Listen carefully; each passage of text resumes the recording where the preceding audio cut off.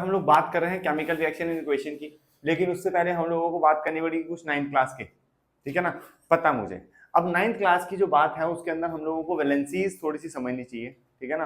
तो वैलेंसीज कैसे चलती है और उसके बाद क्या है वो भी एक बार हमें देखना पड़ेगा। तो अभी क्या है, मान लेते हैं हमारे पास मैग्नीशियम और ऑक्सीजन रिएक्ट हो रहा है 10th क्लास के हिसाब से, ठीक है। तो बनेगा वो मैग्नीशियम ऑक्साइड। मैग्नीशियम ऑक्साइड बन जाएगा, वो कैसे बना, कौन सा रिएक्शन है, type of reaction, chemical reaction हुआ है नहीं हुआ, ऐसा बात बात।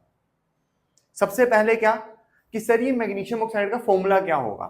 9th क्लास में हम लोगों ने दो ही चीजें सीखी थी, या तो केमिकल के फॉर्मूलाज, एलिमेंट्स के फॉर्मूलाज होते हैं, सिंबल होते हैं, एनिमल कह रहा हूं एलिमेंट्स के सिंबल्स या कंपाउंड्स के फॉर्मूलाज, ठीक है। अब कंपाउंड्स जो फॉर्मूलाज होते हैं वो तो क्रिस क्रॉस से बनते हैं, अगर याद हो तो थोड़ा बहुत, है ना। तो उसके लिए हम लोगों को कुछ वैलेंसीज लर्न करनी होती है। चलो सबसे आसान वैलेंसीज देखते हैं, जैसे पोटेशियम की वैलेंसी +1, ठीक है। इसके बाद क्लोरीन की -1। अच्छा सर नहीं, हम आपने गलत बता रहे हो, वहां क्लोरीन नहीं लिखा था, वहां क्लोराइड लिखा था, ठीक है। देख है तो वो क्लोरीन ही, जब वो किसी चीज के पीछे लग जाता है तो वो क्लोराइड बन जाता है। क्या बन जाता है? क्लोराइड बन जाता है। तो क्लोराइड मतलब क्लोरीन की वैलेंसी है -1।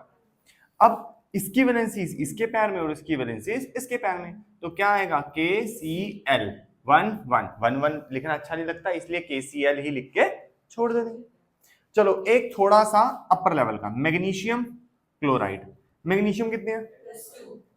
मैग्नीशियम की वैलेंसी 2। देखो कई टीचर्स ऐसी करवाती हैं वैलेंसीज को सिर से उठा के, और कहीं कहती है कि नहीं इट डजंट लुक नाइस, नीचे लिख के करो। दोनों ही अपनी अपनी जगह परफेक्ट है, अपनी अपनी बुक्स में दोनों ही अलग अलग तरीके से, कहीं ऑथर्स ऐसे समझाते हैं, कहीं ऐसे समझाते हैं, ठीक है ना। एनसीईआरटी में ऐसे है, अदर रेफरेंस बुक लोगे तो ऐसे, दोनों ही गलत नहीं है, ठीक है ना। टीचर बोले ऐसे तो तुम बोलना हाँ ठीक है ऐसे कर लेते हैं। यहाँ पे क्लोरीन की वैलेंसी क्या है? -1, ठीक है।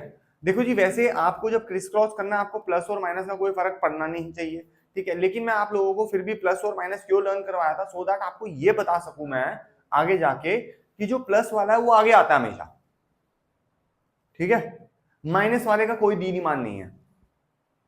ये जो मैं बात आज बोल रहा हूँ दीन ईमान नहीं है, इसको मैं तीसरे चैप्टर के अंदर बताऊंगा आप लोगों को, मेटल एंड नॉन मेटल में भी, कि क्या ऐसा भी हो सकता है कि नॉन मेटल पहले आके खड़ा हो जाए? हाँ हो सकता है, ठीक है। उनकी रिश्तेदारियां हम बाद में बताएंगे।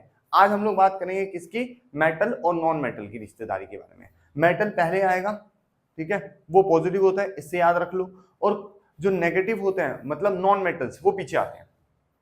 आई बात समझ में? आओ जी, अब इसकी वैलेंसीज इनके साथ इंटरचेंज कर दो, इसकी इसके पास भेज दो, इसकी इसके पास। तो मैग्नीशियम के पास पूछी 1, लिखने की जरूरत नहीं है। क्लोरीन के पास पूछी 2, लिखने की बहुत जरूरत है। देखो अब आप 10th में आ गए हो, धीरे धीरे इसकी प्रैक्टिस इतनी हाई कर लो कि लिखते लिखते ही क्रिस क्रॉस माइंड में हो जाए। इतना टाइम नहीं होगा कि साइड में आके पहले तुम क्रिस क्रॉस करोगे, नहीं मैं तो करके दिखाऊंगा ही तुम्हें।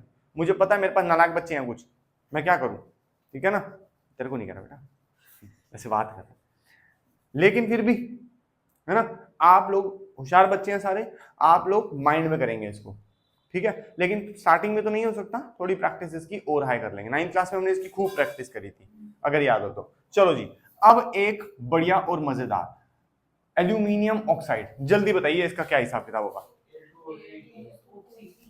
एल, पहले तो एल्यूमिनियम की वैलेंसी 3, ऑक्सीजन की 2, इसकी इसके पैर में और इसकी इसके, तो एल्यूमिनियम के पैर में आई 2, ऑक्सीजन के पैर में आई 3, ठीक है जी। मुझे लग रहा है कि आप लोगों को थोड़ी हिंट मिल चुकी है। अब जैसे जैसे मैं क्वेश्चन करता रहूंगा थोड़ा थोड़ा इसके साथ साथ बताता रहूंगा, अगर कोई मुश्किल लगता है ना तो मैं साथ साथ बता भी दूंगा। क्लियर है यहाँ तक? कोई दिक्कत परेशानी? खोल ले अब बुक, पढ़ ले आज, ठीक है जी। चलो जी,